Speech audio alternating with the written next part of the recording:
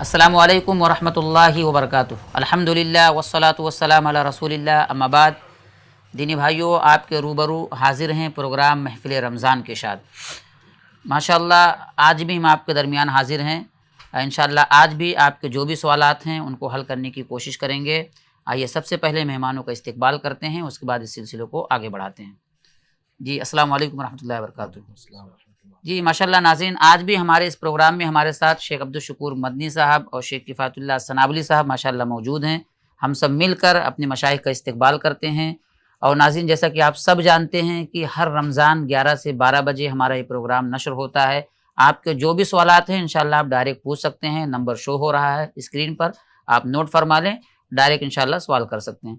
जैसा कि आप सब जानते हैं कि हमारी ये रिवायत रही है कि हम सबसे पहले हर दिन एक ख़ास पैगाम अपने मशाइख से लेते हैं। तो देखते हैं कि आज हमारे मशाइख क्या ख़ास पैगाम लेकर आए हैं। इंशाअल्लाह पैगाम सुनने के बाद सवालात का सिलसिला हम शुरू करेंगे। जी शेख। अल्हम्दुलिल्लाहि रब्बिल आलमीन वस्सलातु वस्सलामु अला रसूलिल अमीन व अला आलिहि व सहबिहि अजमईन। आज का ख़ास पैगाम जो नाज़रीन के सामने पेश करना है वो ये कि रमज़ान में अल्हम्दुलिल्लाह तमाम मुसलमानों के अंदर ये जोश, ये जज़्बा होता है कि ज़्यादा से ज़्यादा अल्लाह की राह में सदका खैरात करें। बहुत सारे लोग रमज़ान ही में अपनी फ़र्ज़ ज़कात भी निकालते हैं, नफली सदक़ात भी, अतियात भी, बहुत सारा डोनेशन देते हैं।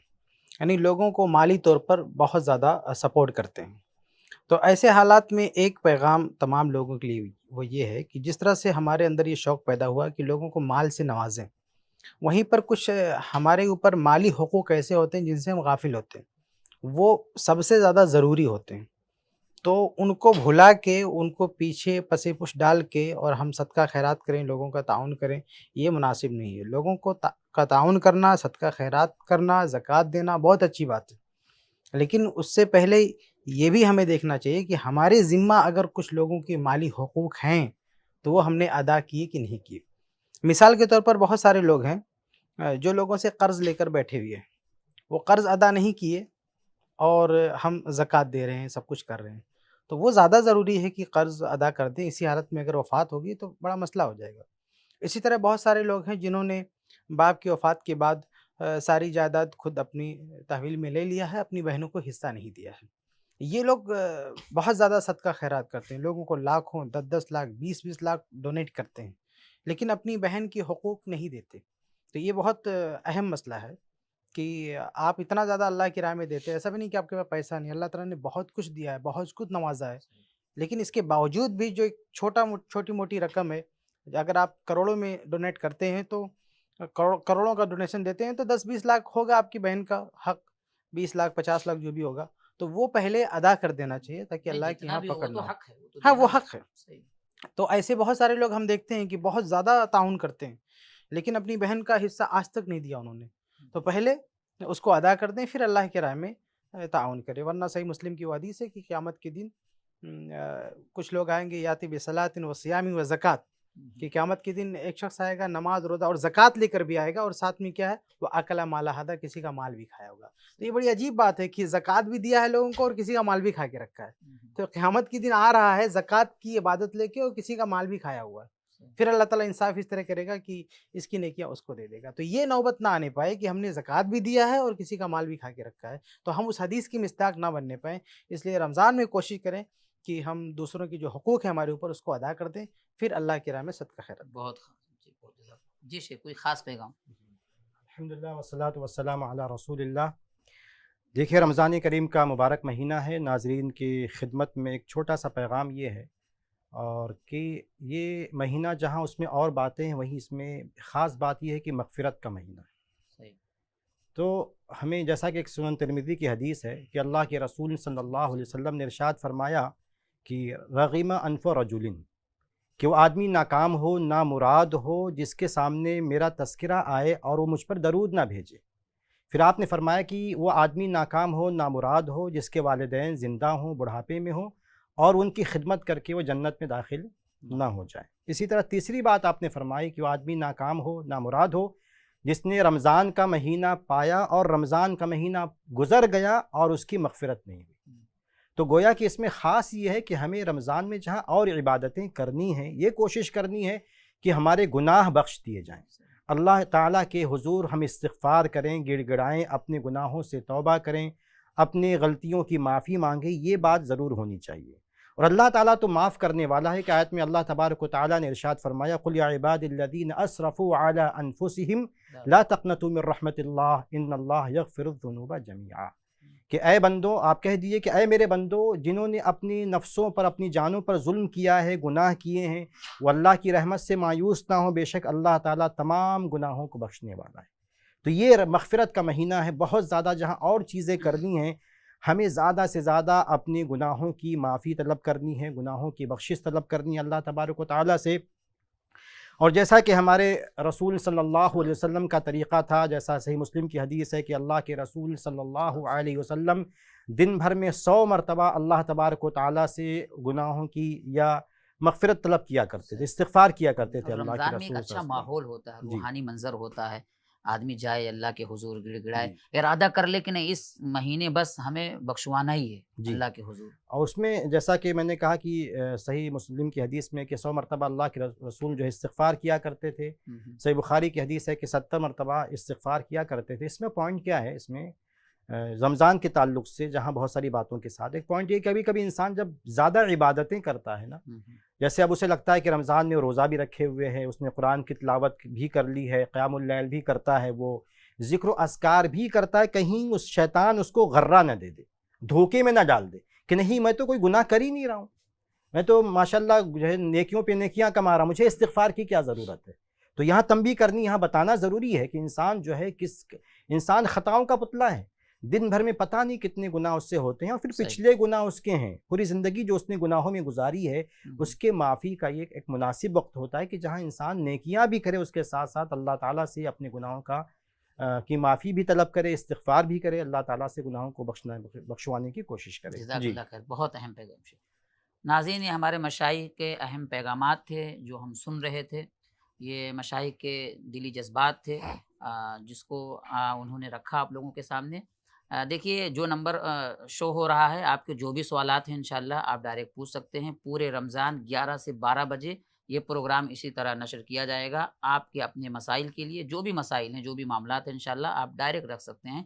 सही रहनुमाई की हर मुमकिन कोशिश की जाएगी। और आप सबसे ख़ास अपील ये है कि अगर आप हमारे इस प्रोग्राम को यूट्यूब पर या फ़ेसबुक पर देख रहे हैं तो इसे शेयर ज़रूर करें, लाइक करें और भी लोगों तक पहुँचाने की कोशिश करें। जी, आइए गुफ्तगू का सिलसिला आगे बढ़ाते हैं। शेख, सवाल आए उससे पहले मेरे पास एक ख़ास सवाल ये है। जी, सवाल आ गया, ले लेते पहले इंशाअल्लाह जी। फिर। जी, अस्सलाम वालेकुम। वालेकुम सलाम। हेलो। हेलो।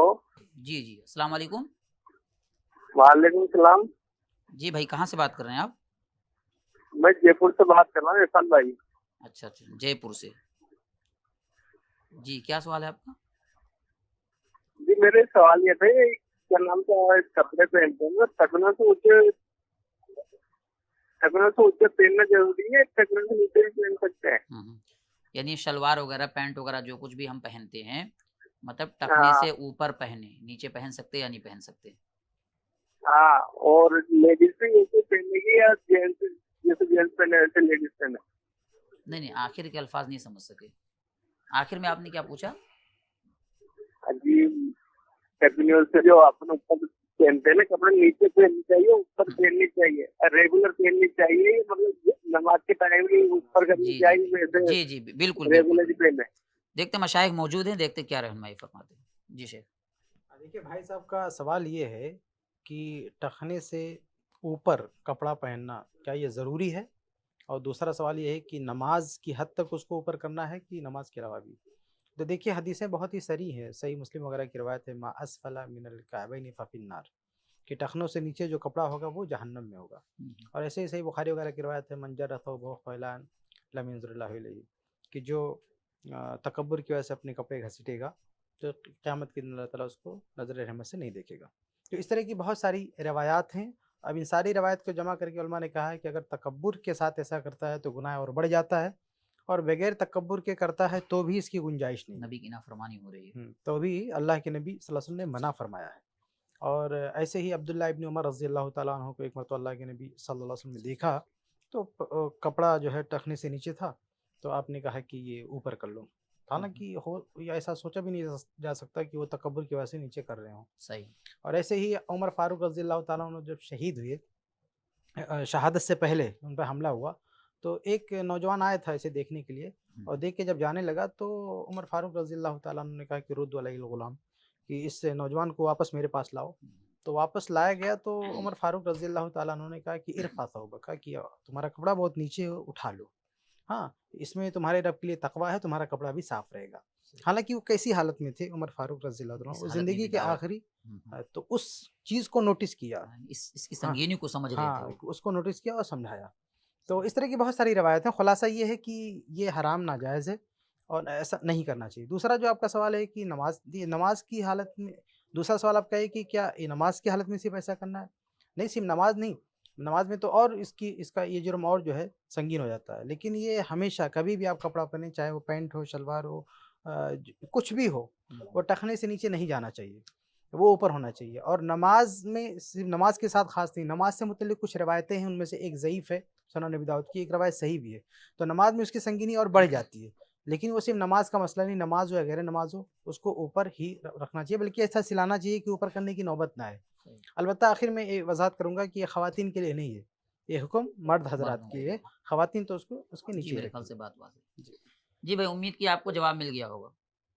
जी जी जी, जी जज़ाकल्लाह खैर, हमसे हाँ जुड़ने के लिए बहुत-बहुत शुक्रिया। कोई और सवाल हो इंशाअल्लाह राब्ता कर सकते हैं। जी, अगला सवाल। अस्सलाम वालेकुम। वालेकुम अस्सलाम वरहमतुल्लाहि वबरकातुहू। जी, कैसे हैं आप? अल्हम्दुलिल्लाह। माशाअल्लाह। क्या नाम है आपका भाई? मोहम्मद ताहिर, जयपुर से। जी, मोहम्मद ताहिर, कहाँ? जयपुर से। जी हाँ। माशाअल्लाह। जी, मोहम्मद ताहिर भाई, क्या सवाल है आपका? जनाब, मेरा सवाल है, हुँ, कुछ लोग फर्ज नमाज के बाद में हुँ, दिल पे या सर पे या जमीन पे हाथ रखते हैं, कुछ हुँ। तकबीरात पढ़ते हैं, जी, जी। तो ये कहाँ तक सही है? तो क्या तकबीरात दूसरा पढ़ते हैं? सवाल, आपने कुछ सुना? कोई कहता है या नूरू, कोई कहता है या करीमू, कोई कहता है या जब्बारू, हुँ, हुँ। इस तरीके की कलिमात पढ़ते हैं जी, जी, बिल्कुल। 11 बार 7 बार। हुँ, हुँ, हुँ। अंदाजा नहीं, मुझे पता नहीं, लेकिन वो करते हैं ऐसा। जी, बिल्कुल, देखिए मशाइख मौजूद है, देखते हैं इंशाअल्लाह क्या जवाब देते हैं। जी। एक सवाल और है मेरा। नहीं, मोहम्मद ताहिर भाई, हम माफ़ी चाहेंगे चूँकि कई लोग लाइन में हैं, कई लोग सवाल करना चाहते हैं। तो इसका जवाब आप ले लें इंशाअल्लाह। कोई और सवाल हो आप फिर बाद में राब्ता कर सकते हैं, क्योंकि और भी लोगों को मौका मिलना चाहिए, बहुत से हमारे अहबाब रह जाते हैं। बिल्कुल बिल्कुल जी, बिल्कुल जी, बिल्कुल। बहुत-बहुत शुक्रिया। चलिए इसका जवाब दीजिए। जी। जी अल्हम्दुलिल्लाह वस्सलातु वस्सलामु अला रसूलिल्लाह। भाई ने सवाल ये किया कि कुछ लोग मखसूस अंदाज में अज़कार करते हैं, जैसे अपने सर पे नमाज के बाद अपने सर पे हाथ रखते हैं या दिल पे हाथ रखते हैं, या बाज़ लोग ज़मीन पर हाथ रख के जो है मखसूस अज़कार और मखसूस तादाद के साथ। हुँ, तो ये जो भी कैफ़ियत है, ये कैफ़ियत जो है अल्लाह के रसूल सल्लल्लाहु अलैहि वसल्लम से, सहाबे कराम से साबित नहीं है। और अल्लाह के रसूल सल्लल्लाहु अलैहि वसल्लम नमाज के बाद क्या अज़कार किया करते थे और उसकी कैफ़ियत क्या हुआ करती थी, वो भी हदीसों में मज़कूर है कि अल्लाह के रसूल सल्लल्लाहु अलैहि वसल्लम जो है बहुत सारे जो है मशहूर अज़कार हैं। और जो है तस्बीह अल्लाह के रसूल जो है उंगलियों पर जो है हाथों से वो उंगलियों से गिना करते थे, ये जो है हमें पता है कि सही हदीसों से साबित है। उसके अलावा कोई कैफ़ियत कि इंसान सर पर हाथ रख के कोई ज़िक्र करे या सीने पर हाथ रख के कोई ज़िक्र करे या ज़मीन पर कोई हाथ रख के ज़िक्र कुछ करे, तो पढ़कर उसका कोई अंगूठे को सबूत, चूमना, उसको आँखों हाँ में लगाना। जी, वो तमाम चीज़ें साबित नहीं है, बल्कि ऐसा करना जो है बिदात के ज़िम्न में आता है। जी, जज़ाकल्लाह खैर, मेरे ख्याल से बात वाज़ेह है। जी जी, मोहम्मद ताहिर भाई, आप उम्मीद की सल्लल्लाहु आपको अलैहि जवाब मिल वसल्लम जो गया होगा। तकबीरात करते थे वो क्या होती? हाँ, हाँ, शेख ने बताया नहीं, कि तकबीर थी यानी अल्लाह अकबर कहते थे अल्लाह के रसूल, नमाज से अच्छा, फारिग होने के बाद अल्लाह अकबर कहते थे, लेकिन अल्लाहु अकबर। हाँ जी, लेकिन उसको जो है वो सर पे हाथ नहीं रखते थे। या उसको ख़ास अच्छा कैफ़ियत हाँ, के साथ नहीं उसके बाद होना। सुबहान अल्लाह सुबहान अल्लाह सुबहान अल्लाह और भी जितनी अस्कार हैं पढ़ा करते थे, लेकिन उसमें ये कैफियत नहीं थी कि उसके लिए आप सर पे हाथ रखते हों या दिल पे हाथ रखते हों, सीने पर या ज़मीन पर हाथ रखते हों।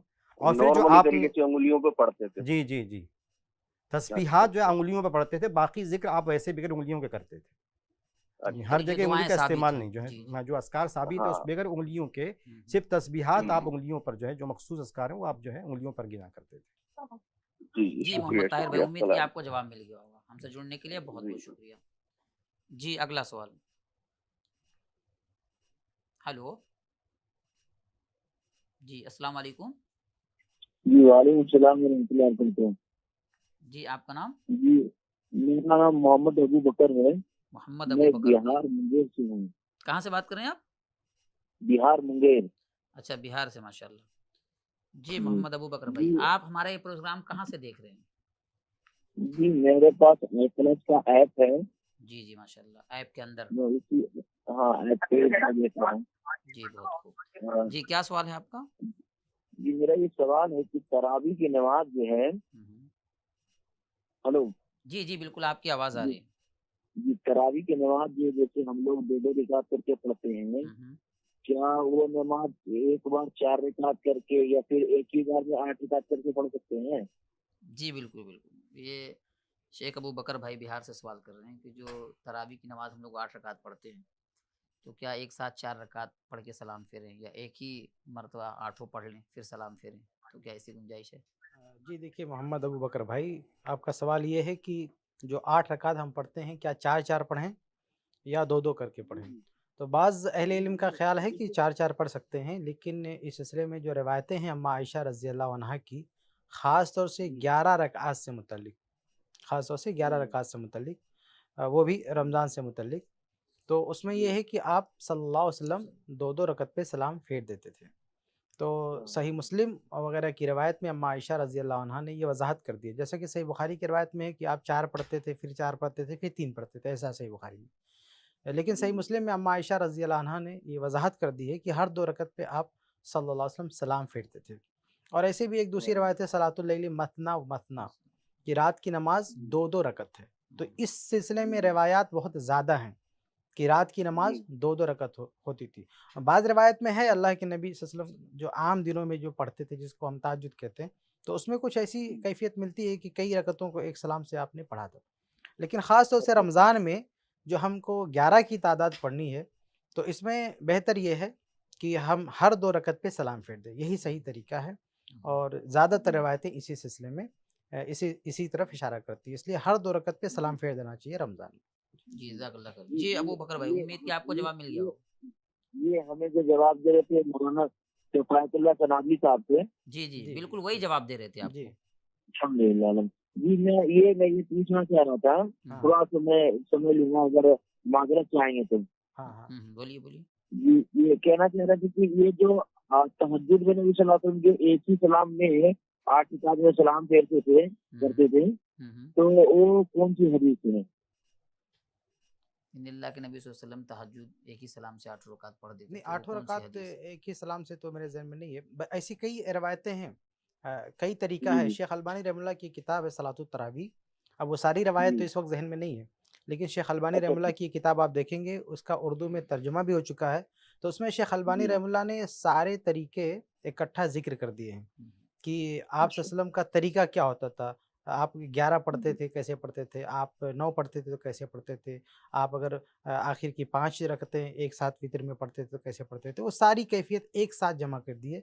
तो आप इस किताब की तरफ मुराजा करें, तो आपको इंशाअल्लाह एक बहुत बड़े जी, मुहद्दिस की किताब है और सारी रवायत इकट्ठा कर दी गई हैं। सिर्फ़ जी, सही रवायात की रोशनी में उन्होंने ये सब कुछ बताया है। जी, तो इस किताब की जी, तरफ आप मुराजा करें, इंशाअल्लाह उर्दू में भी है, आपको सारी तफ़सील मिल अच्छा। जाएगी।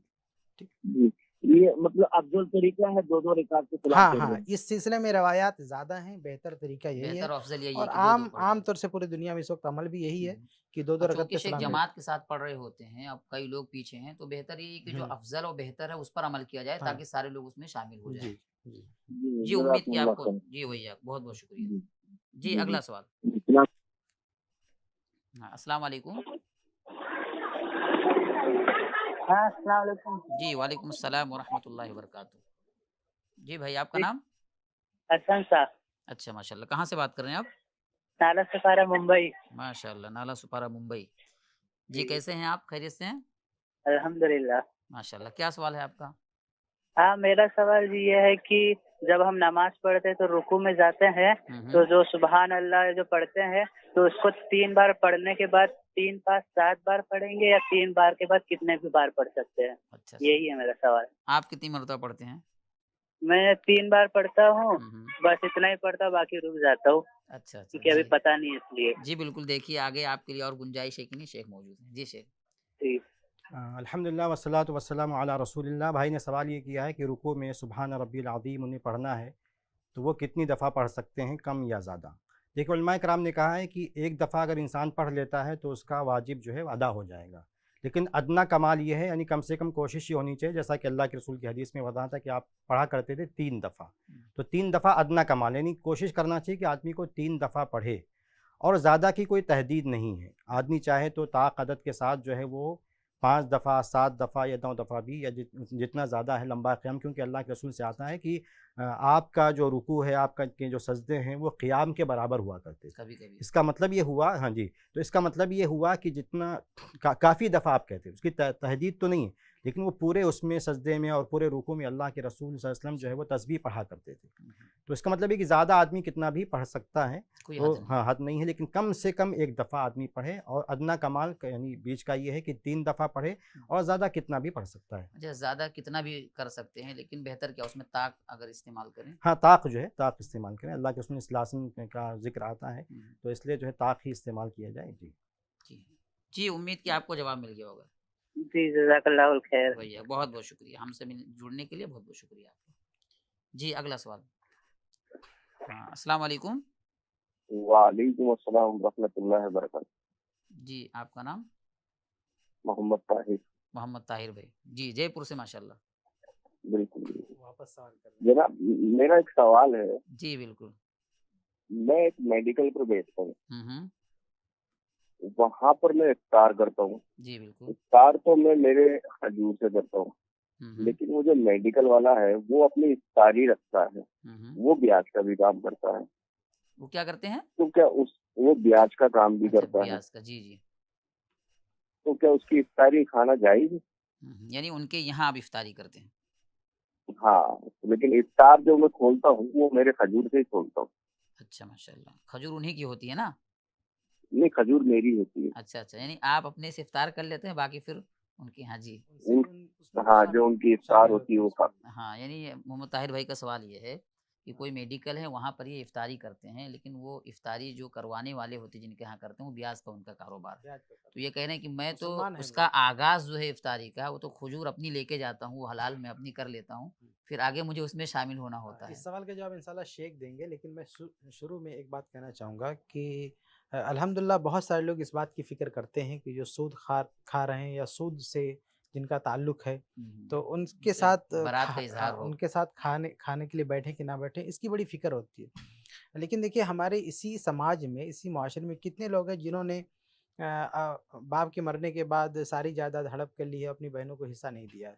तो इसके बारे में कोई जांच पड़ताल नहीं करता है कि ये आदमी तो अपनी बहन का हिस्सा खा के बैठा, हम इसके साथ इफ्तार क्यों करें, इसके साथ खाना क्यों खाएं, इसके साथ जो है इसकी शादी में क्यों जाए। तो जिस तरह से हमारे लोगों को ये फ़िक्र होती है ना कि ये सूद खा रहा है, हम कैसे उसके साथ बैठें, तो उससे ज़्यादा फ़िक्र इस बात की होनी चाहिए कि एक आदमी मरने के बाद अपनी बहन को हिस्सा नहीं दिया, उसके साथ कैसे उठे बैठे। तो यहाँ पे तो आदमी को फ़िक्र, हालांकि वो भी माल से जुड़ा हुआ मसला हो तो और अहम है कि अपने रिश्तेदार का खा के बैठा है, तो वहाँ के उस ताल्लुक से भी हमको फ़िक्र होनी चाहिए। असल जवाब शेख देंगे इंशाल्लाह। जी शेख। अल्हम्दुलिल्लाह वस्सलातु वस्सलामु अला रसूलिल्लाह। भाई ने सवाल ये किया है कि वो किसी मेडिकल पर हैं, बहरहाल वो इफ़्तार करते हैं तो अपनी खजूर से करते हैं, बाकी जो इफ़्तार है जो भी जो मेडिकल वाला है उनको इफ़्तार देता है, लेकिन उसका जो अपना कारोबार ब्याज का भी है, यानी सूद का कारोबार वो करता है। देखिए, मेरी जो है मेरे इस मसले में जो राय है मैं आपके सामने पेश करता हूँ। इंशाअल्लाह कोशिश करूँगा कि जो सही बात है वो आप हमारे सामने रहे, जो बात दलील की रोशनी में। देखिए, ये इस मसले पर हमने कई दफ़ा गुफ्तगू की है, और उलमाए कराम जो है किसी भी जो माल होता है, जो चीज़ हराम है, उसकी 2 किस्म करते हैं। एक वो है जो मा काना हरामन लिआइनिही, जो चीज़ बज़ाते ख़ुद हराम है, जैसे शराब वो हराम है किसी के लिए, वो कहीं भी हो, तो ये एक चीज़ बज़ाते ख़ुद हराम है, तो वो सबके लिए हराम है। जो जिसने बनाया, जो पीने वाला पिलाने वाला, सबके लिए हराम है, कोई किसी को दे तो भी हराम होगा। लेकिन कुछ चीज़ें ऐसी हैं जो मा काना हरामन लिकस्बिही, यानी कुछ चीज़ें ऐसी हैं जो बज़ाते ख़ुद हराम नहीं, उसमें कुछ ऐसी चीज़ गंदगी नहीं लगी हुई। जैसे इंसान का नोट है, करेंसी है, सोना है, चांदी है, इसमें बज़ाते ख़ुद कोई चीज़ जो है गंदगी नहीं है, वो बज़ाते ख़ुद वो एक नोट हलाल नोट है कि हराम नोट है, आप फ़र्क नहीं कर सकते, सब नोट यकसा एक तरह होते हैं। लेकिन उसको कमाना अगर गलत तरीके से कमाया गया है तो वो उस कमाई के एतबार से हराम है। तो जो चीज़ लिआइनिही बज़ाते ख़ुद हराम है, वो सबके लिए हराम है। लेकिन जिस चीज़ का कमाना हराम है, तो वो कमाने वाले के लिए हराम है, वो कमाने वाले के लिए हराम है। अगर वो किसी को देता है तो उसके लिए हराम नहीं है। किसी को, मिसाल के तौर पर, एक शौहर हराम कमाता है लेकिन अपनी बीवी को खर्चा जो वाजिब है उस पर नफ़क़ा देता है, तो बीवी के लिए लेना जो है वो जायज़ होगा। इसी तरह कोई इंसान किसी चीज़ की कीमत अदा करता है तो ये तो वाज़ेह है, लेकिन वैसे भी किसी को गिफ्ट करता है, किसी की दावत लेता है, किसी को कोई चीज़ देता है, तो ये उसके लिए, लेने वाले के लिए वो जायज़ है। क्यों जायज़, मैं ये बात क्यों कह रहा हूँ, क्योंकि हम देखते हैं कि अल्लाह के रसूल सल्लल्लाहु अलैहि वसल्लम की हदीस में एक भी ऐसी दलील मेरी जो है मालूमात की हद तक नहीं जिसमें अल्लाह के रसूल सल्लल्लाहु अलैहि वसल्लम ने किसी देने वाले से ये पूछा हो या कि आपकी कमाई हलाल की है कि हराम की है, कोई आपने तफ्तीश की हो, कोई ऐसी बात। आपने मुसलमानों के यहाँ भी दावत खाई, मुसलमानों के हदिये भी कबूल किए, उनसे भी पूछना चाहिए था कि हलाल है कि हराम।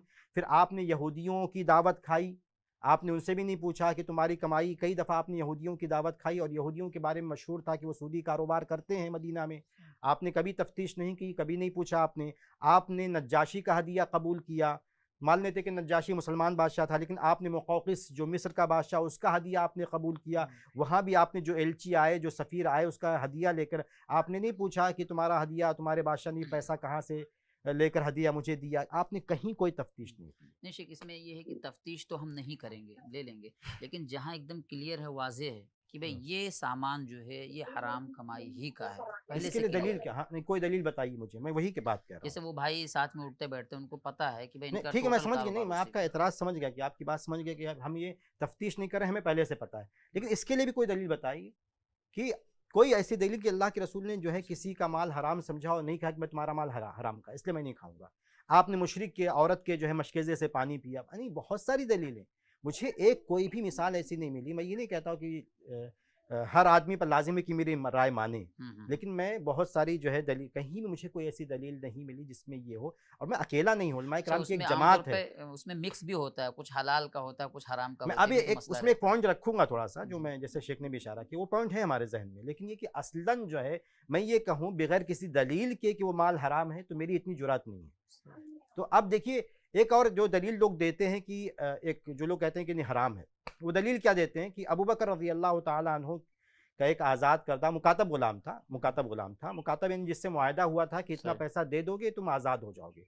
तो एक दफ़ा वो मुकातबा का कुछ खजूर लेके आया, तो अबू बकर रज़ी अल्लाह तआला अन्हु ने उस खजूर को खा लिया। तो उस गुलाम ने कहा कि आपको पता है कि मैं खजूर कहाँ से लेकर आया हूँ? तो अबू बकर रज़ी अल्लाह तआला अन्हु ने कहा कि मुझे नहीं पता। तो अबू बकर गुलाम ने ये कहा कि मैंने ज़माने जाहिलियत में कहानत की थी, यानी मैंने किसी को गैब की बातें ऐसी जो है उसको मैंने चूरन दिया था और कुछ बता दिया था ऐसे, तो उसी बात का पैसा उसने मुझे अभी दिया है ये खजूर की शक्ल में, तो वो खजूर में मैंने आपको दी है। तो मैं ये कहूँगा कि इससे इस्तिदलाल नहीं किया जा सकता। और नहीं, अबू बकर रज़ी अल्लाह तआला ने जो है अपने मुंह में उंगली डाली और उससे जो है खजूर को उगल दिया, निकाल दिया।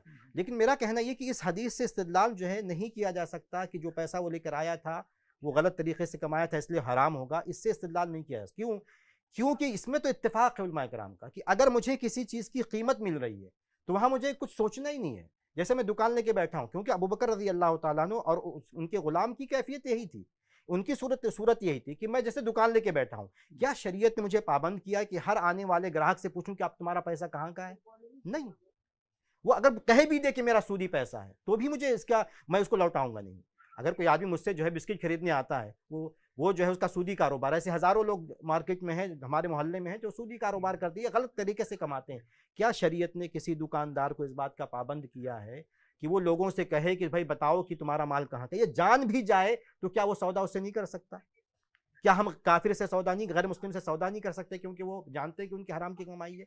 तो अब यहाँ जो अबू बकर रज़ी अल्लाह तआला अन्हु और मुकातब गुलाम का जो मसला था वो ये था कि एक चीज़ की कीमत अदा हो रही थी, आज़ादी की कीमत, मनफात की कीमत अदा हो रही थी। उस मसले में तो इख्तिलाफ ही नहीं उलमा का कि मनफात की सूरत में या किसी चीज़ की कीमत की शक्ल में अगर इंसान कोई भी माल दे तो मैं उसे ले सकता हूँ। तो इसीलिए मैं कह रहा हूँ कि इस हदीस से इस्तिदलाल नहीं किया जा सकता इस वाक़े से, इस मसले के लिए। और बाकी कोई दलील ऐसी मेरे पास नहीं है जिससे मैं ये कहूँ कि अल्लाह के रसूल ने शर्त लगाई हो या शरीयत ने शर्त लगाई हो कि अगर किसी की कमाई हराम की है तो मैं नहीं इस्तेमाल कर सकता, अगर वो मुझे तोहफ़ा देता है, मेरी दावत लेता है, ऐसी कोई चीज़। हाँ, एक बात जैसे शेख ने इशारा किया, एक बात ये ज़रूर कहूँगा कि अल्लाह के रसूल की हदीस, नबी ने फरमाया सल्लल्लाहु अलैहि वसल्लम कि ला युसाहिब का इल्ला मुमिनुन वला याकुल ताआम का इल्ला तकी, कि तुम्हारी मुसाहबत तुम्हारे साथ ईमान वाला ही बैठे और तुम्हारा खाना जो है वो मुत्तकी परहेजगार खाए। बिलाशुबा इसकी कोशिश करनी चाहिए कि हम जो है मुत्तकियों के साथ रहें, मुत्तकी हमारा खाना खाए, हम मुत्तकी का खाना खाएं। और इसलिए भी अगर कोई ऐसी दावत है, कोई ऐसा इंसान है जो कारोबार सूदी कारोबार करता है या किसी भी हराम तरीके से कमाई करता है, वो मेरी दावत लेता है, मुझे गिफ्ट देता है, तो मैं इनकार कर दूंगा। मैं इनकार इसलिए नहीं करूंगा कि मेरे लिए जायज़ नहीं है, बल्कि इनकार इसलिए मैं कर रहा हूं क्योंकि उसको इबरत मिले। और मैं उसे कहूंगा तुम्हारा पैसा चूंकि सूदी है इसलिए मैं नहीं लूंगा, तुम्हारा सूदी निज़ाम, सूदी कारोबार है इसलिए मैं तुम्हारी दावत में शिरकत नहीं करूंगा। यानी ये नफरत के तमाम इजहार बातें, हाँ के लिए। बिल्कुल, उसका बायकाट किया जाए, उसको समझाया जाए, और बायकाट की गरज से ताकि वो अपने जो है बुरे काम से रुके, उसके लिए हाँ। मैं उसका यानी बायकाट इस करूंगा, घर नहीं से, इस जाऊँ। मकसद से अगर बिल्कुल नहीं जा रहे जी, हैं तो हो सकता है। हाँ। जी शेख, चूंकि सवाल बहुत अहम है तो मुख्तसर चंद कलिमात।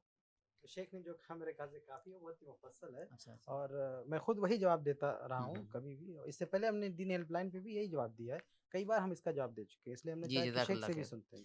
जी मोहम्मद ताहिर भाई, उम्मीद कि आपको जवाब मिल गया होगा। जी जी शुक्रिया। वही हमसे जुड़ने के लिए बहुत बहुत शुक्रिया। नाज़रीन, महफ़िल रमज़ान का ये प्रोग्राम इंशाल्लाह इसी तरह पूरे रमज़ान चलता रहेगा 11 से 12 बजे। आपके जो भी सवाल आते हैं इंशाल्लाह आप डायरेक्ट पूछ सकते हैं। अगर हमारे इस प्रोग्राम को आज यूट्यूब पर या फेसबुक पर देख रहे हैं तो इसे शेयर ज़रूर करें, ताकि हमारी आवाज़, हमारी ये दावत और लोगों तक पहुँच सके। जी अगला सवाल। हाँ, अस्सलाम वालेकुम। हेलो, वालेकुम सलाम। जी आपका नाम? मेरा नाम है मोहम्मद सलीम। मोहम्मद? हेलो, मोहम्मद सलीम नाम। नहीं, आपकी आवाज़ नहीं आ रही है। मोहम्मद भाई, चलिए कहाँ से? जी चलिए मोहम्मद भाई, कहाँ से बात कर रहे हैं आप? जबकि उत्तराखंड से। अच्छा माशाल्लाह, क्या सवाल है आपका? सर ये बता रहा था कि मर्द कब्रिस्तान जा सकते हैं? यानी हम लोग कब्रिस्तान जा सकते हैं या नहीं? क्यों? अच्छा, यानी आम हालात में कभी भी कब्रिस्तान जा सकते जी हैं या हाँ। नहीं? जी बिल्कुल। जी शेख। ये तो भाई साहब मोहम्मद भाई का ये सवाल है कि हम लोग कब्रिस्तान जा सकते कि नहीं, मर्द हजरात। हम्म। तो ये तो बहुत ही वाज़ेह है, बहुत सारी रवायात में इसका शौक़ दिलाया गया है। शुरू में अल्लाह के नबी सल्लल्लाहु अलैहि वसल्लम ने मना फरमाया था कब्रिस्तान की ज़ियारत से, क्योंकि वहाँ पे कुछ गलत काम होते थे। लेकिन बाद में अल्लाह के नबी सल्लल्लाहु अलैहि वसल्लम ने कहा कि जो है अब तुम ज़ियारत कर सकते हो, अब कब्रिस्तान की ज़ियारत कर सकते हो। तो बाद में अल्लाह के नबी सल्लल्लाहु अलैहि वसल्लम ने इजाज़त दी है, इसलिए कब्रिस्तान की ज़ियारत करनी चाहिए। और उससे आखिरत की याद ताज़ा होती है, ईमान ताज़ा होता यानी है। कभी भी जा सकते हैं। हाँ, जा सकते हैं, मर्द कभी भी। हज़रात जा सकते हैं और जाना चाहिए। मतलब ये हमें अपने अमल में लाना चाहिए, जाना चाहिए, क्योंकि वहाँ से आखिरत की याद ताज़ा होती है। इसलिए कब्रिस्तान की ज़ियारत करते रहना चाहिए। सर हजरत फिर आखिरत याद होगी तो औरतें भी जा सकती? औरतों के ताल्लुक से पूछ रहे हैं कि औरतें भी जा सकती हैं? देखिए, औरतों के ताल्लुक से तो अहले इल्म में इख्तलाफ पाया जाता है, लेकिन मैं जो चीज़ दुरुस्त समझता हूँ वही बात है जो शेख अलबानी रहमुल्लाह ने अहकामुल जनाइज़ में ज़िक्र किए। शेख अलबानी रहमुल्लाह ने अहकामुल जनाइज़ में बहुत सारी रवायात पेश की हैं और ये कहा है कि ख़वातीन भी कब्रिस्तान जा सकती हैं। लेकिन ख़वातीन कब्रिस्तान जा सकती है तो सारा लिहाज करना होगा। एक औरत बाहर निकलती है तो उसकी क्या-क्या शराइत हैं, जैसे वो खुशबू लगा के ना निकले, महरम हो साथ में, जो भी शराइत हैं उन तमाम शराइत के साथ जाए। और एक चीज़ और वाज़ेह कर दूँ कि ये जो हमारे यहाँ कुछ ख़ास दिनों में कब्रिस्तान जाते हैं, जैसे 15 शाबान को कुछ लोग जाते हैं, तो वो चीज़ नहीं होनी चाहिए। और ऐसे ही कुछ लोग मज़ार को जाते हैं जहाँ बहुत ज़्यादा भीड़ होती है। वालिद का इंतकाल हो गया, हाँ। वालिद का इंतकाल हो गया, तो वो जाना चाहती है वहाँ पर। क्या कह रहे हैं? नहीं, किसी का इंतकाल हो गया तो उस मुनासिबत से। हाँ, जी, हाँ। वालिद का। देखिए, किसी का इंतकाल हो गया, किसी की तदफीन हुई है, उस कब्र पे जाके कुछ दुआ करना चाहते हैं, कोई जाना चाहता है, देखना चाहता है, तो मर्द हज़रात भी जा सकते हैं, ख़वातीन भी जा सकती है, दोनों यानी जा सकती हैं। खास अकीदे के साथ और खास दिन हाँ। जाने का एहतमाम ना हो, हाँ, ये बाकी और कभी मज़ार भी। वगैरह इसको ना समझे, हम कब्रिस्तान किसी की बात भी करें, भीड़ मज़ारों ना की हो, बात नहीं किसी करें। भी भीड़ ना हो, जिससे आपकी- जी किसी भी जाए, भीड़ ना हो, जैसे जब चल जाए। नहीं, माफ़ी चाहते हैं, आपकी आवाज़ वाज़ेह नहीं हो सकी। क्या कह रहे हैं? अगर भीड़ ना हो वहाँ पर और किसी भी नहीं जा सकती। हाँ, भीड़ ना हो तो किसी दिन भी जा सकते हाँ, हैं। भीड़ ना हो, सही बात। इस बात का ख़्याल रखें कि भीड़ नहीं नहीं है। नहीं, वो कोई शेख ने ख़ास रखा ना वो इख्तिलात वाला, हुँ। यानी एक खातून जब वो सफ़र के लिए निकलती है तो जो भी शराइत हैं हुँ। उन सारी शराइत इसको के सफर मत ख्याल के साथ। सफर मत सफ़र करिए। नहीं है, शहर में, हाँ, शहर शहर में जा रही यानी हैं। हाँ, जो तो बाहर शराइत हैं निकलने बापर्दा के हो। सफर करना मना है, हुँ। वो कब्र की ज़ियारत के लिए सफर करना मना है, वो एक अलग मसला है। लेकिन ये कहिए कि हाँ, शहर में अगर कब्रिस्तान तो है खुलासा पर्दा, हाँ, खुशबू ना हो, वो सारी हाँ। चीज़ों के साथ अगर जाना तो चाहते खुलासा हैं। यही है कि इसमें अहले इल्म का इख्तिलाफ है। कुछ उलमा मना करते हैं और कुछ उलमा कहते हैं जायज़ है। बहुत बड़ी-बड़ी बहसें हुई उलमा के बीच में, लेकिन शेख अलबानी रहमुल्लाह ने जो कुछ अहकामुल जनाइज़ में कहा है तफ़सील के साथ, वो काबिल इत्मीनान बात लगती है। एक बीच में एक कुछ उलमा का ये भी मौक़िफ़ है कि बकसरत नहीं जा सकती, बहुत ज़्यादा, क्योंकि कुछ ऐसी रवायात भी है ना जिनमें मना किया गया उनको कब्रिस्तान जाने से, तो उसका मतलब ये निकाला है कुछ उलमा ने कि बहुत ज़्यादा नहीं जाना चाहिए। ऐसे कभी कभार चले गए, लेकिन बहुत ज़्यादा अच्छा, मामूल ये सिर्फ बनाना खवातीन आदत, के लिए। हाँ ख़वातीन के लिए, जी ये भी जी, अहले जज़ाकल्लाह इल्म की खैर। एक राय। जी जी, उम्मीद की आपको जवाब मिल गया होगा। जी, जज़ाकल्लाह खैर, हमसे जुड़ने के लिए बहुत बहुत शुक्रिया। जी, अगला सवाल। नाज़रीन, महफ़िल रमज़ान का ये प्रोग्राम इंशाल्लाह इसी तरह पूरे रमज़ान चलता रहेगा। आपके जो भी सवालात हैं इंशाल्लाह आप डायरेक्ट पूछ सकते हैं, मुकम्मल रहनुमाई की कोशिश की जाएगी। 11 से 12 बजे डेली हम हाज़िर होंगे आपके मसाइल सुनने के लिए। अगर हमारे इस प्रोग्राम को आप यूट्यूब पर देख रहे हैं या फ़ेसबुक पर देख रहे हैं तो इसे शेयर ज़रूर करें, ताकि हमारी आवाज़, हमारी ये दावत, हमारा ये पैगाम और ज़्यादा आम हो सके और लोगों तक ये रहनुमाई पहुँच सके। जी, आइए हम गुफ्तगू के सिलसिले को आगे बढ़ाते हैं। और एक ख़ास सवाल शेख मैं रखना चाहूँगा, चूँकि रमज़ान का महीना है और रमज़ान में आम तौर पर लोग ज़कात वग़ैरह निकालते हैं। तो सोना और चाँदी इसका तो वाज़ेह है, लेकिन अगर किसी के पास कैश है, तो कैश में वो ज़कात निकालने के लिए किसका एतबार करेगा, सोने का या चाँदी का? देखिए, अल्हम्दुलिल्लाह वस्सलातु वस्सलाम अला रसूलिल्लाह। शरीयत ने दो चीज़ों का ज़िक्र किया है जो कीमत वाली चीज़ें हैं, जो पुराने वक्तों में चीज़ों की कीमत हुआ करती थी। एक सोने का ज़िक्र किया कि अगर सोना 20 दीनार हो और उस पर 1 साल गुज़र जाए तो उस पर आपको 2.5% की ज़कात निकालनी पड़ेगी। तो 20 दिनार सोना तकरीबन 85 ग्राम का होता है, क्योंकि 1 दिनार जो है वो 4.25 ग्राम का होता है। ये है सोने की ज़कात। और चांदी की ज़कात क्या है कि 200 दिरहम, और 1 दिरहम तकरीबन 3.25 ग्राम का होता है। तो उस हिसाब से 200 दिरहम 595 ग्राम चांदी। तो अगर किसी के पास इतनी चांदी हो और उस पर 1 साल गुजर जाए तो उसे 2.5% या 40वां हिस्सा उसे ज़कात में निकालना है। अब आते हैं करेंसी पर। तो चूंकि अब हमारे ज़माने में चीज़ों की कीमत जो है वो करेंसी है, और एक वक्त तक करेंसी की कीमत को जोड़ा जाता था सोने से, यानी किसी कोई हुकूमत या कोई मुल्क जो है वो उसके करेंसी की वैल्यू उसके पास जो सोने का ज़ख़ीरा होता था उसके एतबार से हुआ करती थी। लेकिन सन 1971 में ये निज़ाम मनसूख कर दिया गया, ख़त्म कर दिया गया। पहले अमेरिका ने ख़त्म किया, फिर धीरे धीरे और मुल्कों में भी तकरीबन वो ख़त्म होता गया। उसके बाद सिस्टम ये आया है कि इस वक्त करेंसी की वैल्यू किस एतबार से होती है कि उसकी जो डिमांड कितनी है किसी करेंसी की, जितनी करेंसी की डिमांड है उतनी वैल्यू मानी जाती है। यानी उसकी डिमांड कैसे तय करेंगे, वो एक तरह से मुल्क की पैदावार पर डिपेंड करता है थोड़ा सा, कि अगर अमेरिका बहुत कुछ बड़ी बड़ी चीज़ें बनाता है, मशीनें बनाता है, कंप्यूटर्स, ये वो जो भी चीज़ें बनाता है, तो अगर आपको ख़रीदना है तो वो आपको कहेगा कि हम वो जो है आप जो पे करेंगे, आप उसको पैसा वो डॉलर में पे करेंगे। इसका मतलब ये होगा कि आप अपनी जो रुपया आपकी करेंसी है उससे आप पहले डॉलर ख़रीदेंगे और उस डॉलर को आप ट्रांसफ़र करेंगे जिस कंपनी से आपने सामान ख़रीदा है। तो इसका मतलब ये होगा कि आप डॉलर की मांग बढ़ा रहे हैं, यानी आप एक खरीदने वाले, दूसरा खरीदने वाला, तीसरा खरीदने वाला, ऐसे ही डॉलर की डिमांड बढ़ेगी। तो जिस करेंसी की डिमांड बढ़ेगी गोया कि उसकी वैल्यू बढ़ेगी। तो ये मैंने थोड़ा समझाने के लिए कहा था कि ये बहुत अहम जी गुफ्तगू है और बहुत से लोग नहीं जानते इस मसले को। इस पे जी गुफ्तगू करेंगे, चूँकि एक सवाल लेते हैं। जी जी जी, अस्सलाम वालेकुम। सामने वाले को तकलीफ में रखकर हेलो हेलो जी, हेलो अस्सलाम वालेकुम। वालेकुम अस्सलाम। जी सिस्टर, कहाँ से बात कर रही हैं आप? हम कोलकाता से बात कर रहे हैं। कोलकाता से। जी फरमाइए, क्या सवाल है आपका? जी, हम बोल रहे हैं ना कि हमारे साथ मतलब शैतानी हरकत कुछ ज्यादा हो रही है। हम्म मैं नमाज पढ़ती हूँ तो ठीक रहती हूँ, और जब नमाज पढ़ के उठती हूँ मुझे जब अल्लाह का जहाँ लिखा हुआ तो मेरे साथ ऐसा लगता है कि हम लात मार रहे हैं वहाँ पे।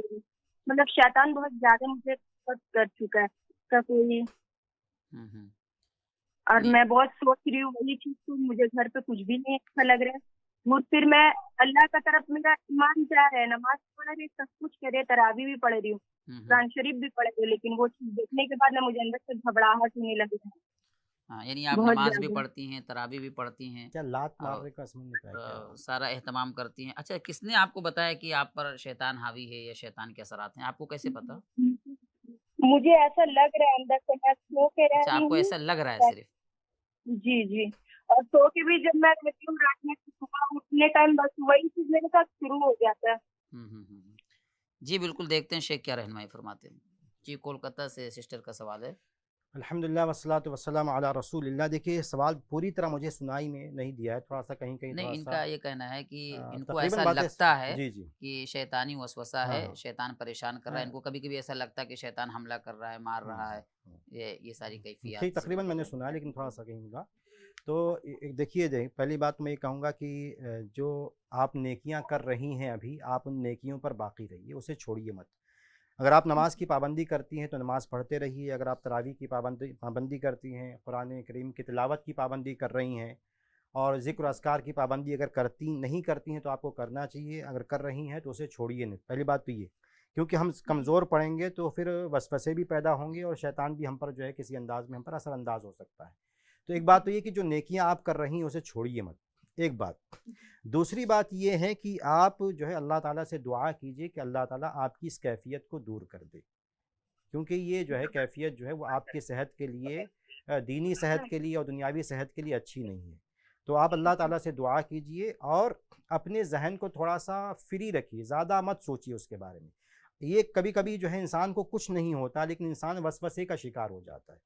तो वसवसा भी बाज़ दफ़ा शैतान की एक चाल होती है, इंसान को मायूस करने के लिए, नाउमीद करने के लिए, अल्लाह ताला की रहमत से, दुनिया की नेमतों से बेजार करने के लिए, आखिरत की नेमतों से बेजार करने के लिए शैतान का एक पैंतरा होता है, उसकी चाल होती है कि इंसान को मायूस कर दे, ना उम्मीद कर दे। तो आप मायूस मत हो, ना उम्मीद ना हो, वसवसे का शिकार ना हो, बहुत ज़्यादा उस चीज़ के बारे में मत सोचना बंद कर दीजिए। जहन में कोई बात आए तो आप उसको एकदम औज़ बिल्लाहि मिनश शैतानिर रजीम दाएँ बाईं तरफ कीजिए, ऐसा कीजिए और उसके बाद जहन से निकाल दीजिए। ऐसा कीजिए और जहन से निकाल, कभी मत उसके बारे में सोचना बंद कीजिए। जितना ज़्यादा आप सोचेंगी उतना ज़्यादा उसका असर होगा। ये शैतान की एक चाल है, शैतान का एक पैतरा है, या नफ्सियाती तौर भी इसको समझिए कि नफ्सियाती तौर पर भी ये एक नुकसानदेह चीज़ है कि आप किसी चीज़ के बारे में ज़्यादा सोचें। तीसरा या चौथा पॉइंट ये है कि आप इसको गौर से सुनिएगा कि आप तन्हा नहीं रहेंगी, आप अकेले नहीं रहेंगी।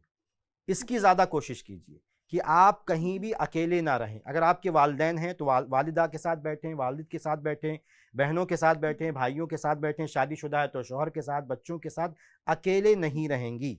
इसकी पूरी कोशिश कीजिए कि आप जब भी ऐसी कोई बात हो आप अकेले नहीं, साथ में किसी के अपने शौहर के साथ सोती हैं अच्छी बात है, या बच्चे हैं बच्चों के साथ, या अगर शादी नहीं है तो बहनों के साथ, भाई किसी के साथ भी रहें, या दोस्तों सहेलियां हैं आपकी उनके साथ थोड़ा सा टाइम स्पेंड करें। आप अकेले नहीं रहेंगी, जितना ज़्यादा आप अकेले रहेंगी उतना ज़्यादा इस तरह के ख्यालात, इस तरह की सोचें आपकी जहन में आएंगी। एक और बात मैं कह दूं कि अपने आप को बिजी कीजिए। सही। हाँ, लोग बहुत कहते अहम। हैं कि खाली जो है जो है सर खाली जो है, जहन शैतान खाली का। सर जो है या खाली जहन जो है वो शैतान का घर होता है। तो आप जो है खाली जितना ज़्यादा इंसान रहेगा तो इस तरह की वसवसे, इस तरह की बहुत अहम। बातें उसके जहन में आएंगी। अपने आप को बिजी कीजिए। आप क्या करती और मुझे, अच्छे आपकी कामों उम्र, में बिजी करें। आपकी उम्र क्या है, आप क्या करती मुझे नहीं पता, लेकिन जो भी आपकी उम्र की मुनासबत से जो बातें हैं, अगर आपकी स्कूलिंग है, कॉलेज है, या आप दीनी तालीम में अपने आप को जोड़िए, किसी तरह बिजी कीजिए। कोई हुनर है आपको सीखना है उसमें अपने आप को बिजी कीजिए, किसी तरह भी अपने आप को बिजी कीजिए।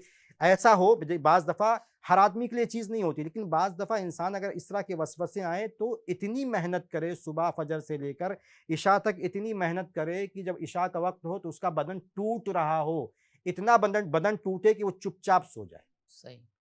तो जब ये बिजी रखेगा तो अपने दिन में अपने आप को बिजी रखेगा और रात में अच्छी नींद लेगा तो इंशाअल्लाह इस तरह के वसवसे अल्लाह ताला की मदद से, अल्लाह ताला की तौफीक से इस तरह के वसवसे इंशाअल्लाह ख़त्म हो जाएंगे। अच्छा शेख, आम तौर पे इस तरह की शिकायत ख़वातीन की तरफ से ज़्यादा होती है, और क्या आपको ऐसा नहीं लगता कि ये वहम ज़्यादा होता है? वहम मतलब इन्होंने बिल्कुल कैसे क्लियर कर लिया कि शैतान इन बिल्कुल पर बिल्कुल हावी है? बिल्कुल मैं ये जैसा शेख ने कहा, मैंने भी इशारा किया है कि ये आम तौर पर जो इंसान के वसवसे होते हैं। हाँ, बहुत शैतान के हमने जो अक्सर मामलात देखे हैं या सुने हैं या लोगों के तजर्बात जो हैं नहीं, अभी माशाल्लाह कि इतना अच्छा गुफ्तगू अक्सर, कर रही हाँ, हैं, अक्सर इबादतें कर रही हैं, मामलात में कैसे ये उन्होंने सिर्फ, समझ लिया कि जी, शैतान उन पर हावी है? अक्सर मामलात में वसवसा वहम होता है, और बाज़ दफ़ा जिन लोगों ने आज रुक़िया को कारोबार बना लिया है वो इस वहम को मजबूत करते हैं क्योंकि उनसे उनकी कमाई जुड़ी हुई है। तो ये भी थोड़ा सा ख़तरा रहता है। अल्लाह ताला लोगों को जो भी रुक़िया करते हैं, रुक़िया करना ठीक है, जायज़ है, बाज़ दफ़ा अच्छी बात है, लेकिन आप जो है लोगों को यानी खौफ का कारोबार ना करें। मेरी सही, नसीहत सही। ये है, ये मशवरा कि खौफ का कारोबार नहीं, लोगों को डरा कर अपना पैसा ना बनाएं। अगर हकीकत में कोई ऐसा केस है, क्योंकि बिलाशुबा शैतान का जो है हमला होता है, शैतान हावी होता है, जादू का असर होता है, तमाम नहीं, अगर बातें असर है भी तो शरीयत में अज़कार है। वगैरह का एहतमाम करें, ईमान मजबूत करें। बिल्कुल, बिल्कुल, जी। जी, इसमें एक बिल्कुल। बहुत अहम चीज़ है कि हुँ, सुबह हुँ। शाम के जो अज़कार हैं हुँ, उसकी हुँ, मैं ताकीद करना चाहूँगा कि उसको लाज़िम कर लें अपनी ज़िंदगी में। सही। सुबह के जो अज़कार हैं, शाम के जो अज़कार हैं। कभी आप उन अज़कार को तर्जुमे के साथ पढ़ें तो आपको लगेगा कि ये कौन-सी मुसीबत है जिसके लिए इसमें दुआ नहीं है, सही। ज़िक्र नहीं है। शैतान है, इंसान है, तकलीफ कुछ भी है, बीमारी है, कोई हर चीज़ बहुत बड़ा बहुत जामे पैकेज है वो अज़कार। हुँ, हुँ। इसलिए सुबह शाम की इन अज़कार की भी पाबंदी करनी चाहिए। अच्छा, डॉक्टर वगैरह को भी दिखा लेना चाहिए, कोई जी। बीमारी वगैरह भी हाँ, तो नहीं है। ये अहम पॉइंट था कि हाँ, हाँ। अगर कोई ऐसा मसला है तो किसी साइकियाट्रिस्ट जो होता है, माहिर नफ्सियात डॉक्टर जो होता है, उसको भी हुँ। दिखाया जाए, या न्यूरोलॉजिस्ट जिसे कहते हैं बाज़ दफ़ा, उनको भी दिखाया जाए कि अगर कोई ऐसा प्रॉब्लम है तो उसको भी हल किया जा सकता है इस बहुत तरीके से। जी सिस्टर, उम्मीद जी। की आपको जवाब मिल गया होगा। जी, हमसे जुड़ने के लिए बहुत-बहुत शुक्रिया। शुक्रिया। जी, अगला सवाल। अल्लाह हाफ़िज़। जी शेख, हम लोगों की गुफ्तगू चल रही थी और हाँ, वो ज़कात जी, देता है। जी, जी। बिल्कुल। तो मैं कह रहा था कि जो है करेंसी, अब आते हैं करेंसी पर, तफसील में नहीं जाते, करेंसी की ज़कात कैसे निकालनी है। तो पहले उसमें ये कि हम जो है करेंसी की का निसाब कैसे मुतय्यन करेंगे, पहला सवाल ये ज़हन में आएगा। तो देखिए हमारे सामने 2 मेयार है, सोने का मेयार है, चांदी का मेयार है। यानी चांदी को भी मेयार बनाया जा सकता है, क्राइटेरिया बनाया जा सकता है करेंसी के लिए, और चांदी को भी। लेकिन अक्सर उलमाए कराम इस बात की तरफ गए हैं कि चांदी को मेयार बनाया जाए। क्यों? क्योंकि उसमें एहतियात है। क्योंकि हमें नहीं पता कि शरीयत ने करेंसी के लिए क्या मेयार दिया है। क्योंकि अल्लाह के रसूल ने कोई बात ये नहीं कही कि ये मेयार है, ये मेयार, दोनों मेयार हैं। तो चूँकि नहीं, जिसके मेयार बनाने से अगर गरीबों का फ़ायदा ज़्यादा वो हो बात, रहा वो हो। दूसरा पॉइंट था, अच्छा। वो दूसरा पॉइंट था, पहला पॉइंट वो बात वही है, लेकिन हुँ, पहला पॉइंट ये था कि उसमें एहतियात, हुँ, हुँ। क्योंकि चांदी में कम पैसे में ज़कात वाजिब होगी। तो हमारे लिए उसमें एहतियात है कि जितने कम पैसे में ज़कात वाजिब हो, अगर वो निसाब तक एक ही मेयार से पहुँचता है, सही, सही। तो एहतियात ये कि उसमें ज़कात निकाली जाए। हुँ। तो एक पॉइंट तो ये है कि चांदी से अगर मेयार तय करेंगे तो उसमें जो है निकालने एहतियात वाले का के लिए पहलू भी हो एहतियात का जाएगा। पहलू है। दूसरा पहलू ये है, दूसरा नुक्ता उसमें ये है कि उसमें गरीबों का फ़ायदा है। सही। कि कम पैसे में अगर ज़कात निकलेगी, निसाब का मिक़दार कम होगा, तो ज़्यादा जो है लोग ज़कात निकालेंगे, और गुरबा और मसाकीन को ज़्यादा से ज़्यादा लोगों तक ज़कात पहुँचेगी, ज़्यादा लोगों को फ़ायदा होगा। अच्छा, किसी साल चाँदी की कीमत ज़्यादा हो जाए, सोने की कम हो जाए, तो उस साल कोशिश हो हाँ, उसमें सोने। वो बात वही है, असल में कौल वही है कि हुँ, हुँ। जिसकी जो है जो अदना मतलब एक ही मिक़दार जिसमें निसाब पहुँच जाता है, उसका एतबार किया जाएगा। अगर हाँ, कभी ताकि फ़र्ज़ किया। एहतियात भी हो जाए और जी, लोगों की मदद भी हो जी, जाए। जी, जी, बहुत अहम चीज़। जी। शेख, इसमें एक और अहम सवाल है कि ये तो कैश का मामला हो गया, तो अमवाले तिजारत जो हैं, अमवाले तिजारत में ज़कात कैसे निकालेंगे इस सिलसिले में? तो शेख मैं चाहूँगा शेख इसका जवाब भी दें तफसील से। अच्छा, इसका जवाब। ठीक, जी कोई शेख। बात। देखिए हमारी गुफ्तगू चली रही थी जो ज़कात के बारे में, तो एक तो ये कि मैंने करेंसी का थोड़ा इसमें छोटी-सी बात रह गई थी हुँ, हुँ। कि जो है अब उसका मेयार करेंसी का क्या होगा कि 595 ग्राम चांदी की जो कीमत है, गोया कि करेंसी का निसाब वो है। हुँ, हुँ। तो अगर किसी के पास करेंसी है और उसके पास अपना सोना या चांदी है या बैंक में पैसा है, तो इन तमाम चीज़ों को मिलाया जाएगा। निसाब को मुकम्मल करने के लिए इन तमाम चीज़ों को मिलाया जाएगा। अगर निसाब मुकम्मल हो गया, उसके बाद उस पर 1 साल गुज़र गया, तो ऐसी सूरत में आपको 2.5% उसमें से ज़कात निकालनी होगी। तो ये करेंसी का मामला था। अब आते हैं अमवाले तिजारत के बारे में, तो पहली बात ये ज़िक्र करूँ कि अमवाले तिजारत के बारे में उलमाए किराम का इख्तिलाफ़ है कि अमवाले तिजारत में ज़कात वाजिब है या वाजिब नहीं है, लेकिन इंशाअल्लाह सही बात ये है कि उसमें ज़कात वाजिब है। क्योंकि अमवाले अल्लाह तिजारत। तबारक व तआला ने कुरान करीम में भी जो है इरशाद फरमाया है कि जो हमने तुमको पाकीज़ा रोज़ी दी है, हुँ, हुँ। उसमें से ज़कात निकालो। तो गोया कि पाकीज़ा रोज़ी में हमारी अमवाले तिजारत भी शामिल है। इसी तरह बाज़ आसार, सही आसार उमर रज़ी अल्लाह तआला अन्हु से, अब्दुल्लाह बिन उमर रज़ी अल्लाह तआला अन्हु से और दीगर सहाबा किराम से सही आसार जो है ताबईन के, सहाबा किराम के मौजूद हैं। जैसे उमर रज़ी अल्लाह तआला अन्हु का जो असर है, उसमें से एक जो रिवायत करने वाले वो कहते हैं कि मैं चमड़े का कुछ सामान और तीरदान बेचा करता था। तो उमर रज़ी अल्लाह तआला अन्हु ने कहा कि इसकी ज़कात अदा करो, तो कहा कि ये तो सिर्फ़ चमड़ा है। तो उमर रज़ी अल्लाह तआला अन्हु ने ताकीद की, नहीं इसकी ज़कात अदा करो। इसी तरह अब्दुल्लाह बिन उमर से साबित है कि उनका कौल कि उन्होंने कहा कि जो अमवाल तिजारत उसमें ज़कात अदा की जाएगी। तो खुलासा ये है कि माल तिजारत में जो भी माल है उसमें ज़कात अदा की जाएगी। उसकी तफसील क्या है कि अगर कोई मेरी दुकान है, तो उसकी जो इमारत है उस पे ज़कात नहीं है, सही। या उसमें अगर कोई जो है और चीज़ें हैं, जैसे फ्रिज रखा हुआ है इस्तेमाल वाला, या हमने कबाड़ बनाए हैं, शेल्फ्स हैं, बहुत सारी चीज़ें जो सामान रखने के लिए हैं, हुँ, या कोई मशीन वगैरह है जो चीज़ों को बनाने के लिए, तो उसमें ज़कात नहीं है। हुँ। असल क्या है कि जिस चीज़ की, अगर मैं कपड़े की मिसाल लूँ, कि जिस चीज़ की तिजारत होती है, जैसे कपड़ा है, उसमें ज़कात होगी।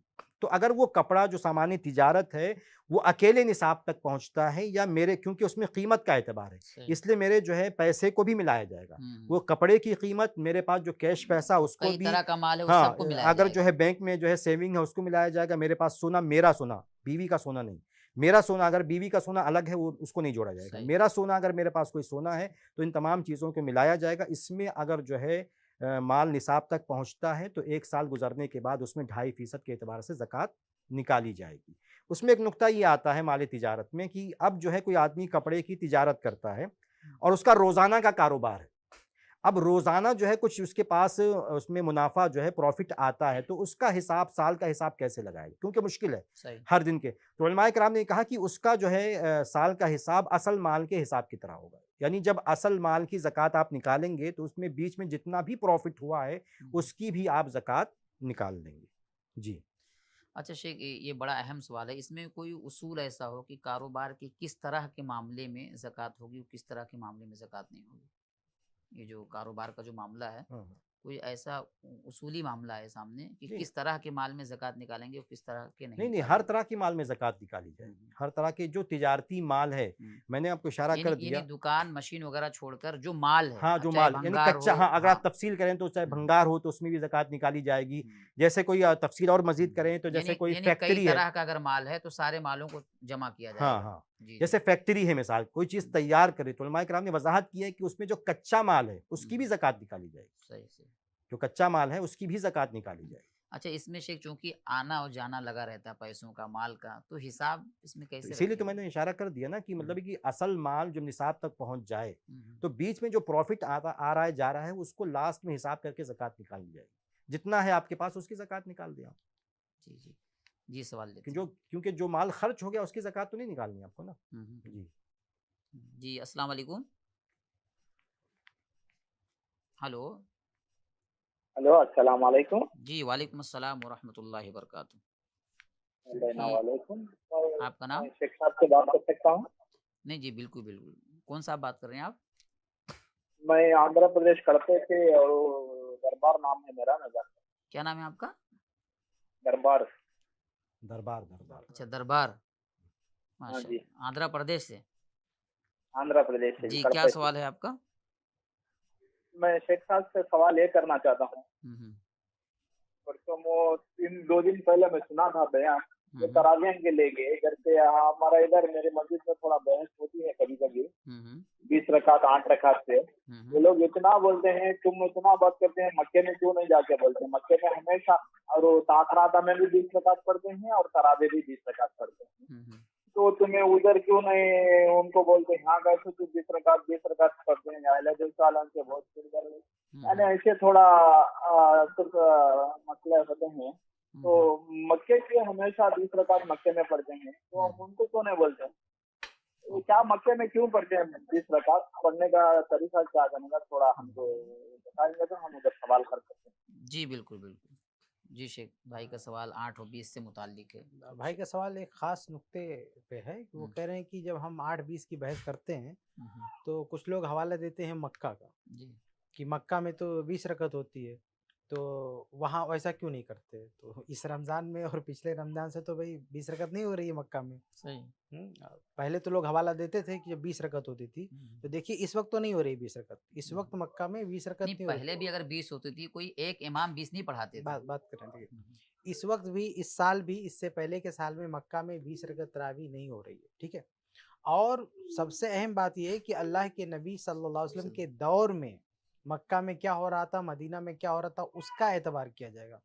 अल्लाह के नबी सल्लल्लाहु अलैहि वसल्लम ने अपने दौर में, सही इब्न खुज़ैमा की रवायत है, सही इब्न हिब्बान की रवायत है, कि आप सल्लल्लाहु अलैहि वसल्लम ने मस्जिद नबवी में जो जमात करवाई थी तरावी की, वो 8 रकात थी, यानी वित्र समेत 11 रकात। और इसी तरह से उमर फारूक रज़ी अल्लाह तआला अन्हु के दौर में, यानी सहाबा के दौर में, जब उन्होंने बाज़ाब्ता एक इमाम के पीछे सबको पाबंद किया, फिर उन्होंने बहुत सारे, यानी हर इलाके के लिए इमाम मुंतखब किया। जैसे कि मुसन्नफ़ इब्न अबी शैबा वगैरह की रवायत, वो तो बाकायदा बुला बुला के क़ारियों को सुनते थे कुरान, कि कितनी स्पीड में कौन पढ़ता है, कैसे पढ़ता है, उस हिसाब से उसको सेलेक्ट करते थे, तुम्हें इस मस्जिद में, तुम्हें इस मस्जिद में, तुम्हें इस मस्जिद में, जैसा कि इब्न अबी शैबा वगैरह की रवायत है। तो उन तमाम जगहों पे जहाँ जहाँ उमर फारूक रजी अल्लाह ताला अन्हु ने इमाम मुतय्यन किए थे, सबको हुक्म दिया था कि 11 रकात पढ़ाए। जैसा कि मुअत्ता की बहुत ही वाज़ेह रवायत है कि अमरा उमर इब्न ख़त्ताब रजी अल्लाह ताला अन्हु उबय इब्न कअब व तमीम अद-दारिया अन युसल्ली बिन्नास बि 11 रकअत, कि उमर फारूक रजी अल्लाह ताला अन्हु ने उबय बिन कअब रजी अल्लाह अन्हु को और तमीम दारी रजी अल्लाह अन्हु को हुक्म दिया था कि वो लोगों को 11 रकात पढ़ाएं। तो इसी तरह और भी जितने लोगों को भी उन्होंने हुक्म दिया, जो निज़ाम बनाया, वो 11 रकात का। खुलासा ये है कि अल्लाह के नबी सल्लल्लाहु अलैहि वसल्लम के दौर में और सहाबा के दौर में मक्का या मदीना में जो तरावी की तादाद थी वो 11 रकात थी, उससे ज़ायद नहीं थी। बाद में अगर लोगों ने बढ़ा दिया है तो वो हमारे लिए दलील नहीं है। हमारे लिए दलील कुरान है, हमारे लिए दलील हदीस है, और अल्लाह के नबी सल्लल्लाहु अलैहि वसल्लम के दौर में जो कुछ हुआ वो दलील है। फ़ी नफ्स ही मक्का में अगर कुछ हो रहा है तो वो हमारे लिए दलील नहीं। इसी मक्का में किसी ज़माने में शिर्क भी होता था, किसी ज़माने में बुत रखे हुए थे। तो क्या मतलब उस ज़माने के लोगों ने क्या ये कहा कि भाई जब अल्लाह के नबी सल्लल्लाहु अलैहि वसल्लम ने तौहीद की दावत दी और मक्का को बुतों से पाक किया, तो क्या मुशरिकीन ने ये जवाब दिया कि तब खाने काबा में हो रहा है, तो आप कैसी बात कर रहे हैं? तो मक्का को दलील कभी नहीं बनाया गया कि मक्का में हो रहा है तो वो दलील है। तो मक्का में किसी ज़माने में तो बुत रखे, किसी ज़माने में लोग नंगे तवाफ़ करते थे मक्का का, ऐसा भी होता था। लेकिन ये सारी चीज़ें गलत हैं, मक्का में होने से ये चीज़ें सही नहीं हो जाएंगी, ठीक है। और एक आखिरी बात ये भी आप देखें कि मक्का में और भी तो बहुत सारी चीज़ें हो रही हैं। मक्का में सिर्फ 20 रकअत तरावी हो रही है, मक्का में बहुत सारी चीज़ें हो रही हैं। मक्का में देखिए जो नमाज़ पढ़ी जाती है उसमें रफ़ुल यदैन होता है, नमाज में जो है आमीन आमीन बिल जहर कही जाती है मक्का में। बहुत सारी चीज़ें मक्का में होती है। मक्का में सुबह में दो मरतबा अज़ान होती है। तो मक्का में बहुत सारी ऐसी चीज़ें होती हैं जिस पे अमल नहीं किया जाता, बल्कि जो 20 रकात तरावी होती, इसी 20 रकात तरावी में बहुत सारी चीज़ें हैं जिनको हम नहीं मानते। जैसे 20 रकात तरावी में रफ़ुल यदैन भी होता है, 20 रकात तरावी में आमीन बिल जहर भी पीछे करते हैं, और 20 रकात तरावी पढ़ने का जो तरीका क्या होता है, ये सब कुछ हम नहीं मानते, और सिर्फ रकात के लिए हवाला देते हैं कि मक्का। और एक मज़ेदार बात आखिर में कह दूँ कि जब रमज़ान आता है तो कहते हैं देखो मक्का में ये हो रहा है, और रमज़ान के अलावा जब लोग हज करने जाते हैं तो ताकीद करते सिखाते हुए उन लोगों के पीछे हरम इमाम हरम के पीछे नमाज नहीं पढ़ना, मुसलमान ही नहीं है। सही। तो बताइए आप 12 यानी साल के 11 महीना उन लोगों को मुसलमान ही नहीं मानते हैं, और रमज़ान में कहते हैं इतना बड़ा मुसलमान मान लेते हैं कि उनका किया हुआ अमल दलील बना लेते हैं। कितना बड़ा तज़ाद है कि रमज़ान में आप कहें कि उनका किया हुआ काम दलील है, और 12 महीने आप कहें वो काफिर, उनके पीछे नमाज भी नहीं पढ़ सकते। जी जी दरबार भाई, उम्मीद की आपको जवाब मिल गया होगा। अच्छा शेख भाई ने अपना नाम दरबार जिक्र किया, मैंने उनको किया माशाल्लाह, शेख साहब ने बहुत अच्छा सवाल जवाब दिया मेरे को। वैसे एक तफसीरी लेक्चर है मेरा मक्का और 20 रकात तरावी, ऐसा पढ़ाते हैं 20 रकात भी, कोई डब्बे में पत्थर डाल के गड़ा गड़ा गड़ा गड़ा गड़ा। जी बिल्कुल नहीं, शेख का तफसीली लेक्चर भी मौजूद है, आप वो सुनाइए इंशाल्लाह, खुद भी देखिए, उनको बताइए इंशाल्लाह। जी बहुत बहुत शुक्रिया भाई, जज़ाकल्लाह खैर। कोई और सवाल हो इंशाल्लाह फिर रब्ता कर सकते हैं। नाज़रीन, महफ़िल रमज़ान का ये प्रोग्राम यहीं पर ख़त्म हुआ चाहता है। इंशाल्लाह फिर हमारी मुलाकात होगी कल के प्रोग्राम में। आप सभी का बहुत बहुत शुक्रिया हमसे जुड़ने के लिए। इंशाल्लाह कल फिर हाज़िर होंगे, आपके जो भी सवालात होंगे उनको सुनने की पूरी कोशिश की जाएगी। आप सभी का बहुत बहुत शुक्रिया। अस्सलामु अलैकुम व रहमतुल्लाहि व बरकातुहू। ऐसे ही और वीडियोस बनाने में हमारी मदद करें